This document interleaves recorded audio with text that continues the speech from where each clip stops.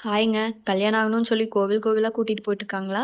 அப்படின்னா, இந்த கோவிலுக்கு கண்டிப்பா ஒரு விசிட் போடுங்க. ஏன்னா, கோவிலுக்கு போனா மன நிம்மதி மட்டும் இல்ல, அந்த கோவிலோட சுவாரஸ்யமான வரலாறும், நம்மள ஆச்சரியப்பட வைக்கிற கதைகளும் இருக்கும். அதையும் தெரிஞ்சுக்கலாம். அப்படி நான் போன ஒரு அழகான கோவில் தான் அன்னூர்ல இருக்கிற மன்னீஸ்வரர் கோவில். இந்த கோவில் அன்னூர் பஸ் ஸ்டாண்டுக்கு பின்னாடி வாக்கபிள் டிஸ்டன்ஸ்ல இருக்கு. இந்த கோவில் 1800 ஆண்டுகள் பழமையானதா இருக்குன்னு சொல்றாங்க. கோவிலோட வரலாறு என்னன்னு கேட்டா, அன்னின்னு பேர் கொண்ட ஒரு வேடன் ஒரு நாள் கிழங்கு தோன்றப்போ, அந்த இடத்துல இருந்து ரத்தம் வந்ததாவும், இத பார்த்த அவரு உடனே சேர மன்னருக்கு தகவலும் சொல்லியிருக்காரு.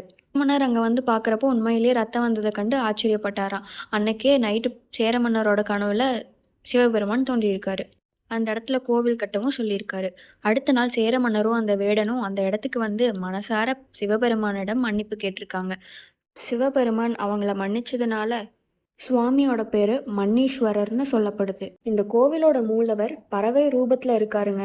இந்த கோவில்ல வந்து வழிபடுறப்போ நம்ம பாவங்கள் எல்லாமே நீங்கிருது அப்படின்னு சொல்லப்படுது. இங்க நிறைய கல்வெட்டுகளும் இருக்கு. அந்த எழுத்துக்களை எல்லாம் படிக்கிறதுக்கு ட்ரை பண்ணி பாருங்க. இன்னொரு ஸ்பெஷலான விஷயம் என்னன்னா, அங்க இருக்கிற வில்வ மரத்தோட இலைகள் எல்லாம் ஒன்றோடு ஒன்று ஒட்டி இருக்கும். அது மட்டும் இல்லாமல் பஞ்சபூதங்களை குறிக்கிற மாதிரி 5 சிவலிங்கங்களும் இந்த கோவிலில் இருக்குது. அன்னூர் பக்கம் வந்தீங்கன்னா கண்டிப்பாக இந்த கோவிலுக்கு ஒரு விசிட் போடுங்க. இந்த வீடியோ இன்ட்ரெஸ்டிங்காக இருந்துச்சான்னு கமெண்ட்ஸில் சொல்லுங்கள். அடுத்து ஒரு அழகான பிளேஸில் மீண்டும் சந்திப்போம். Happy exploring.